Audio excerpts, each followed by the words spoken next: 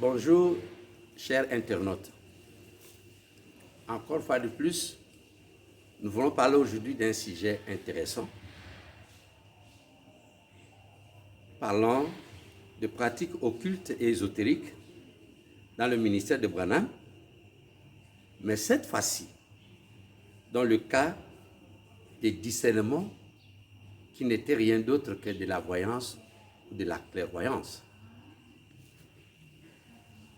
La voyance est définie comme une capacité à obtenir une information par des méthodes qui s'affranchissent des lois de la nature habituellement reconnues. On peut définir aussi la voyance comme une pratique paranormale, ou tout court un pouvoir paranormal englobant ce qu'on appelle la rétrovision et la précognition, c'est-à-dire la préconnaissance. Pour le cas de Branham maintenant, observez bien. Branham va toujours se servir de son entité qu'il appelle ange pour réaliser la voyance. C'était un pouvoir surnaturel, comme vous l'entendez, mais sans pourtant connaître le fond, que cela est réalisable par une entité, un génie, qui ne travaillait jamais en dehors du corps de Branham. Lui-même, il va le dire, qu'il possédait totalement son corps, jusqu'à le dépersonnaliser, et que Branham ne pouvait plus contrôler ses gestes, ses déclarations. Et si bien que lui-même va déclarer que ce que l'on voit chaque fois qu'il est en train de faire la voyance ou ce qu'il appelle discernement, c'est réalisé par un être surnaturel, mais possédant son corps. Parce que prochainement, je vais parler de la sociabilité entre Branham et cette entité. Dans l'occultisme, dans la magie, on n'improvise jamais quelque chose. Tout s'apprend. Ici, si nous allons simplement nous limiter dans les termes de discernement, il discernait les esprits, il discernait les maladies, mais sans pour autant entrer en profondeur pour découvrir les modus operandi. C'est là où il y a le nœud du problème. C'est-à-dire, comment faisait-il pour connaître la pensée des gens? Comment faisait-il pour connaître le passé des gens? Comment faisait-il pour connaître les maladies des gens? C'est là le nœud du problème. Quelle est la méthode? Quelle est la pratique que Branham utilisait pour parvenir à cette fin? La première chose, c'était d'abord de saisir la pensée de la personne. Il doit captiver son esprit. Mais si vous demandez à tous ces fanatiques, est-ce que vous aussi, vous parvenez à captiver la pensée des gens? Parce que vous croyez la même chose, c'est le même esprit qui était dans Branham, est aussi en vous. Est-ce que vous pouvez le faire? Je suis tout à fait convaincu, ils pourront vous dire, non, ils n'ont pas cette capacité-là. C'est parce que Branham était instruit, était un homme enseigné par cette entité, et toutes les pratiques qu'il utilisait étaient enseignées par cette entité, par ces génies qui l'habitaient. Donc il faudrait premièrement saisir, captiver ou capter l'esprit de la personne. En d'autres termes, pénétrer son esprit pour découvrir ce qui est caché dans l'esprit de cet homme. Et c'est ainsi que ceux qui voient par exemple le film de Branham appelé La profondeur appelle la profondeur, il dit, madame, observe, regarde ici. Il a toujours utilisé ce terme, mais c'est pendant que vous regardez les yeux de Branham, cela lui permet maintenant de pénétrer parce que vos yeux sont une porte d'entrée. Le regard là suffisait. Il y avait aussi une autre technique qui permettait à Branham de pouvoir connaître les problèmes des gens, c'est que lui-même avait instauré un système, ça c'est justement une parenthèse, un système de cartes. Parce qu'il connaissait le nom de la personne, il pouvait parler de la maladie de la personne, alors que déjà sur la carte, vous inscrivez votre adresse, vous inscrivez votre nom, et vous indiquez déjà de quoi est-ce que vous souffrez.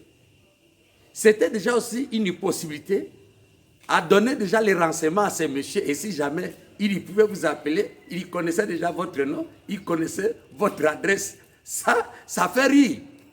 Mais pourtant, c'est une chose sérieuse qui a échappé à la connaissance des gens qui disaient que Branham discernait tout. Je reviens sur la partie occulte. Saisis l'esprit. Comment saisit-on un esprit? Comment capte-t-on un esprit de quelqu'un? La première chose, c'est que Branham devrait ressentir, quand il invoquait les trois mots de l'entité, l'entité faisait toujours signe à Branham qu'il s'approchait, il y venait et qu'il n'était pas plus loin de lui. Branham dit, selon l'instruction qui lui a été donnée, l'ange devrait s'approcher et il pouvait se rassurer s'il est à 2 mètres, à 3 mètres, à 4 mètres, sans pour autant le voir parce que son corps était syntonisé, c'est-à-dire son corps était fait de manière à se mettre sur la même fréquence avec l'esprit et il pouvait dire il est à 3 mètres, il est au-dessus, il est derrière, il est devant, ainsi de suite. C'était d'abord la sensation pour rassurer à son médium sa présence pour réaliser tous les tours que nous allons parler aujourd'hui de la voyance de Branham. Alors, la première chose, c'était la sensation. Il devait ressentir. Et quand l'entité entrait, l'entité avait aussi instruit Branham, il dit, tu vas sentir comme des secousses. À ce moment-là, tu dois maintenant te rassurer que je suis déjà en toi. Et là, Branham pourrait dire, il est ici maintenant pour prouver qu'il est là. Il ne donne pas le nom. Il est là, il est ici. Et il peut facilement tourner les dos ou commencer à exercer sa voyance. Ça, tous les Branhamistes connaissent cela. C'est dans le Fou de Gadara où il en parle, au paragraphe 16. Peut-être pour distinguer des jours, c'est le 20 juillet 54. Deuxième chose, après la sensation, après avoir invoqué les 3 mots, il y a la sensation pour signaler la présence du génie ou de l'entité. C'était maintenant que le génie prenait le contrôle total du corps de Branham. Si bien que Branham n'avait plus le pouvoir de contrôle de son corps, de son esprit, voire même sa personnalité. Il se perdait. Et lui-même, il a déclaré que tout ce qu'il affirmait, tout ce qu'il déclarait, il ne pouvait plus s'en rendre compte. Et il a toujours dit, celui que vous voyez là, celui que vous entendez parler, ce n'est pas moi. C'est lui. J'utilise ses propres termes. Le lui là, c'est toujours quelque chose qui n'a pas toujours de nom. Mais nous savons que c'est une entité. Un jour, je vais vous révéler, il venait de quel lieu. Et il appartient en quelle catégorie des esprits. Dès lors que l'entité prenait le corps de Branham, Branham perdait totalement sa personnalité, il perdait le contrôle, et c'est l'entité qui prenait maintenant le contrôle total de Branham. Et troisième point, c'est qu'à ce moment-là, Branham faisait maintenant une déclaration fracassante. Pour vous prouver que je suis en train de vous dire la vérité, je prends maintenant aussi le contrôle de tous les esprits des gens qui sont dans l'auditoire. Et c'est à ce moment-là que Branham commençait et pouvait manipuler les esprits des gens à sa guise. Et tout ce qui se faisait, c'était la réalisation de la manipulation parce que le contrôle des esprits, c'est le contrôle de votre personnalité. Ces gens-là étaient maintenant gérés par une entité. Alors, il y a une chose que j'aimerais vous faire remarquer en rapport avec la Bible. Branham avait l'habitude de justifier sa clairvoyance, sa voyance, par l'expérience de Yeshua avec la femme de Shimon, la Samaritaine.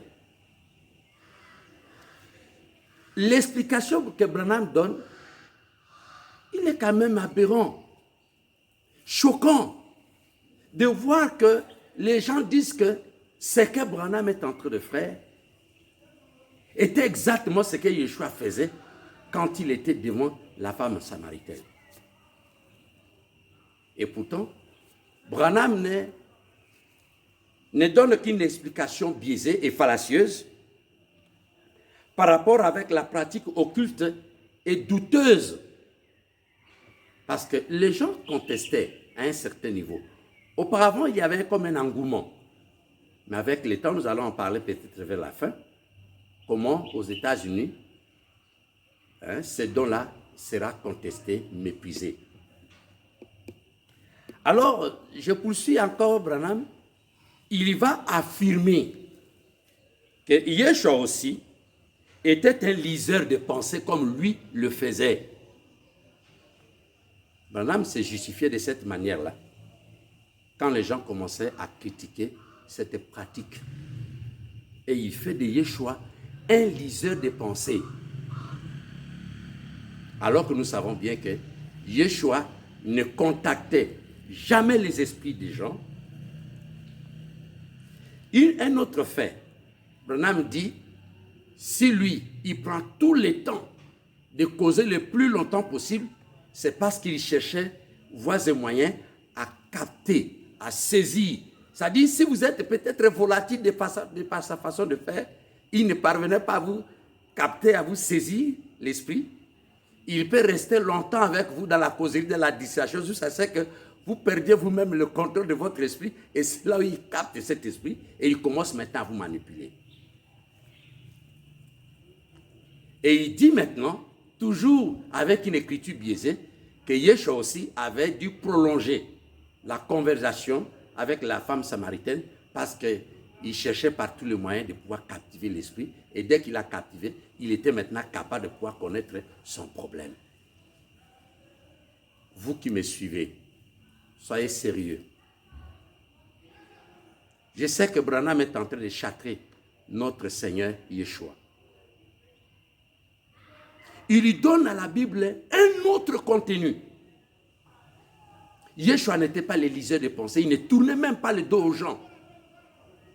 La Bible dit, il disait ceci parce qu'il connaissait leurs pensées, mais pas qu'il saisissait leur esprit pour connaître leurs pensées.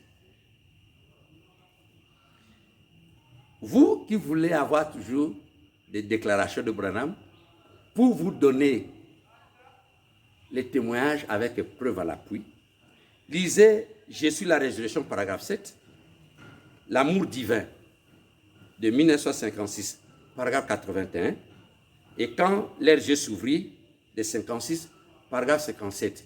Tout ce que j'ai dit ici, finalement, vous allez vous rendre compte que Branham lui-même s'est contredit. Il dit que tout ce que je suis en train de parler, que la femme samaritaine avec Yeshua avait cherché les voies et moyens de capter ou de saisir son esprit. C'est mon opinion. C'est son opinion, alors que ce n'est pas biblique. Nous répétons ici, Branham était un imposteur. Son opinion n'est pas ce que la Bible dit. Pourquoi ne pas simplement exercer sa pratique occulte et de laisser la Bible tranquille? Alors qu'hier, il a essayé de convaincre les gens comme quoi ce que je faisais, Yeshua aussi le faisait. Ce qu'il déclare ici comme son opinion personnelle, c'est cité dans la prédication, souper de noces, paragraphe 71. C'est sérieux, mes frères et sœurs. Autre chose, étrange, effroyable, insolite, inepte, c'est que pendant le discernement, Branham toujours, il déclare que l'entité l'envoie dans un autre monde. Quel monde, mes frères? Et quand il dit, il m'envoie dans un autre monde, nous pensons directement au ciel. Non, Branham est envoyé dans le monde astral, dans le monde de ces génies. Tout cela se passe dans la voyance. Je suis dans le modus operandi. Le fond de ce don de voyance, comment Branham l'exerçait. Ce sont des choses incroyables. Branham est envoyé dans un autre monde. Il dit, pendant le discernement, je suis entre deux mondes. Je suis ici et je suis là-bas, là-bas où il ne cite pas, dans le monde astral, dans le monde de l'entité. Et il ajoute que tout ce que vous voyez pendant ce temps-là, je ne suis plus là, ce n'est plus moi. Je suis dans ce monde-là, je suis en train aussi de m'écouter. J'entends ce que j'ai dit ici, dans notre monde. Dans l'autre côté, il attend. Il y voit. Si bien que la voix qui s'est fait entendre sur les bandes là, ce n'est même pas la voix de Branham, c'est la voix de l'entité en train de s'exhiber dans le corps de Branham. Branham est en train de manifester absolument ici qu'il est une marionnette d'une entité.